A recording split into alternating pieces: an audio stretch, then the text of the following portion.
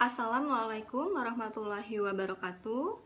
Perkenalkan, nama saya Julia Dewi Rahmawati.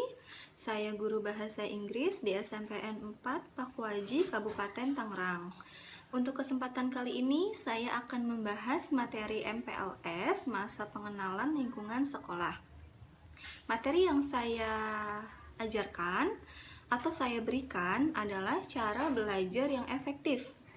Menurut kalian, apa sih cara belajar efektif itu? Saya akan jelaskan, belajar efektif adalah proses belajar mengajar yang berhasil guna dan proses pembelajaran itu mampu memberikan pemahaman, kecerdasan, ketekunan, kesempatan, dan mutu atau kualitas yang lebih baik, serta dapat memberikan perubahan perilaku dan dapat diaplikasikan atau diterapkan dalam kehidupan sehari-hari. Sehingga hasil dari pelajaran itu akan dapat menghasilkan sumber daya manusia yang unggul.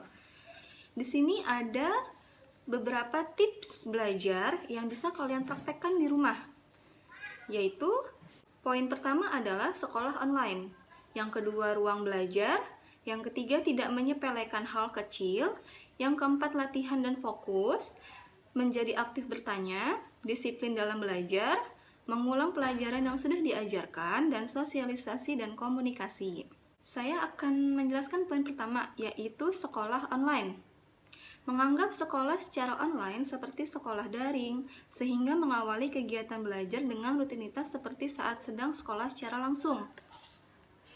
Jadi, sekolah online atau daring itu sama saja belajar pada umumnya.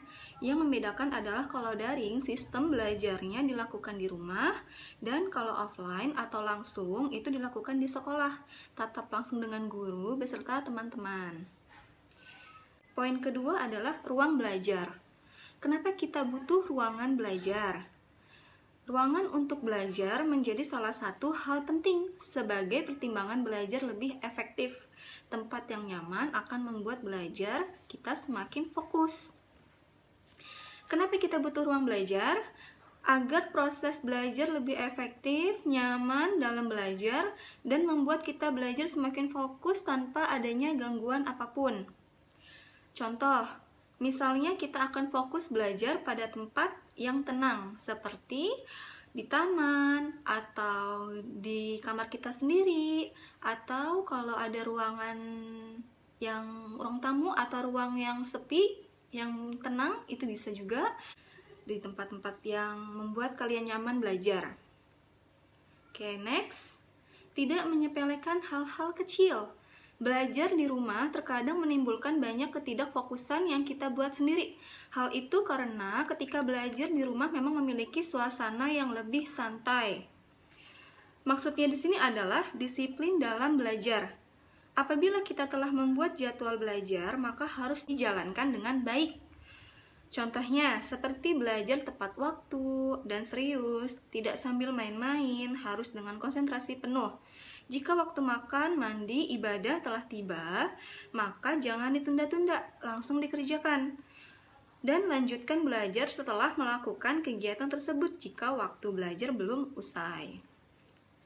Sebaiknya pada waktu bermain juga harus dijadwalkan dengan waktu yang cukup agar waktu belajar tetap berjalan dengan baik.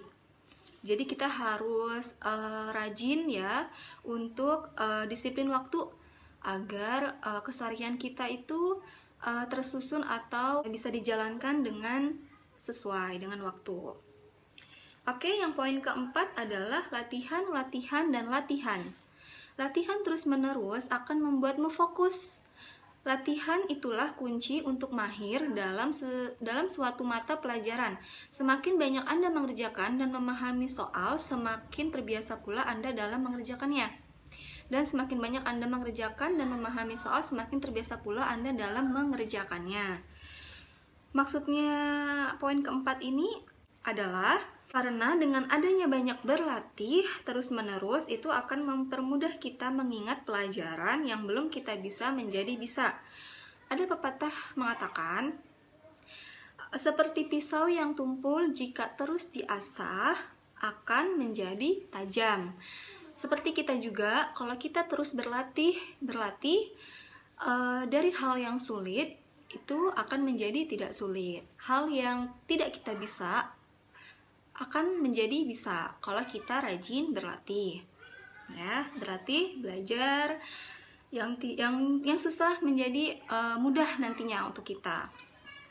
Oke, selanjutnya menjadi aktif untuk bertanya. Selalu ajukan pertanyaan kepada guru, teman, atau orang tua apabila tidak mengerti tentang suatu hal.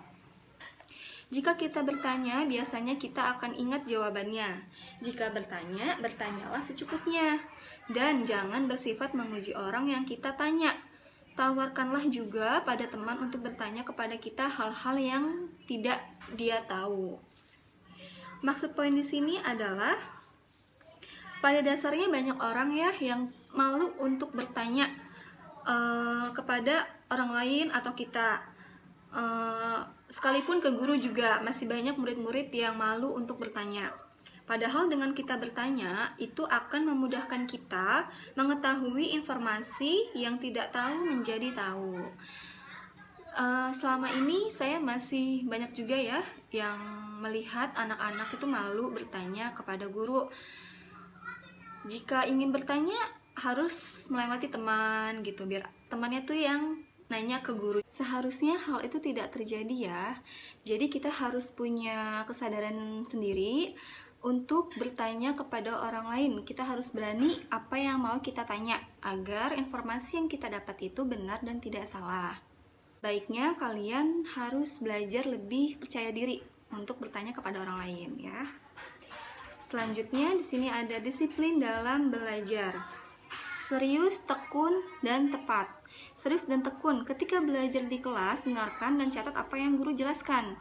Jadi ketika kita belajar dan guru sedang menjelaskan di depan, kita harus fokus dan kalau bisa kita harus langsung mencatatnya di buku tulis atau buku catatan yang kita bawa agar informasi yang ibu guru itu berikan ke kita, kita langsung mengingatnya gitu. Kita ingat kembali apa sih yang barusan ibu guru itu jelaskan atau memberikan informasi itu gitu, agar informasi yang kita dapat itu berguna untuk keseharian kita.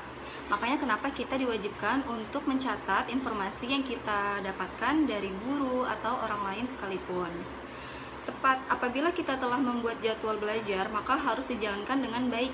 Contohnya seperti belajar tepat waktu, yang sudah tadi saya terangkan sebelumnya. Kita itu harus disiplin dalam tepat waktu ya, agar semuanya itu terbiasa dalam kehidupan sehari-hari. Belajar tepat waktu, kegiatan sehari-hari pun juga tepat waktu. Jadi tidak membuang-buang waktu dalam keseharian kita. Selanjutnya, mengulang pelajaran yang sudah diajarkan. Repeat, repeat, dan repeat. Jangan malas mengulang pelajaran yang sudah kita dapat sebelumnya. Setiap pulang sekolah, kalau menurut saya harus dianjurkan untuk membuka kembali mata pelajaran atau materi yang sudah kita dapat di sekolah atau dari guru ya. Jadi ketika kita pulang sekolah itu jangan malas untuk selalu mengulang pelajaran yang sudah diajarkan dari guru. Semakin menguatkan memori kita, juga semakin kita terlatih dalam keseharian untuk pulang sekolah membuka materi yang sudah diajarkan sebelumnya. Dan yang terakhir, sosialisasi dan komunikasi. Di masa pandemi ini, di mana hampir setiap orang dituntut untuk di rumah saja, terkadang menciptakan kebosanan tersendiri. Sosialisasi dan komunikasi menjadi solusinya. Sosialisasi dan komunikasi di masa pandemi ini tentunya sangat terbatas ya. Tetapi dengan kecanggihan teknologi, kita tepat dapat bersosialisasi tanpa harus bertemu langsung. Jadi di zaman modern sekarang, kita harus memanfaatkan teknologi yang ada, seperti ada HP, laptop, atau internet apapun itu bisa kita gunakan tanpa harus bertemu langsung dengan seseorang. Jadi kita juga bisa belajar melalui online atau searching ya. Itu sangat membantu untuk memudahkan kita dalam belajar. Walaupun kita tetap di rumah saja, kita tidak akan mati dengan adanya teknologi. Jadi kita harus memanfaatkannya sebaik mungkin agar apa yang kita dapat itu kita tuai nanti. Kayak misalkan kita juga mau bertemu dengan seseorang tapi dengan kemungkinan tidak bisa juga lewat handphone, dengan telepon atau searching, itu sangat membantu ya. Dan mencari informasi lain juga di internet itu banyak, jadi semaksimal mungkin kita harus bisa memanfaatkannya dengan baik. Oke, terima kasih. Sekian informasi yang saya berikan. Semoga membantu ilmu kalian atau menambah informasi kalian semua. Sekian dari saya. Wassalamualaikum warahmatullahi wabarakatuh.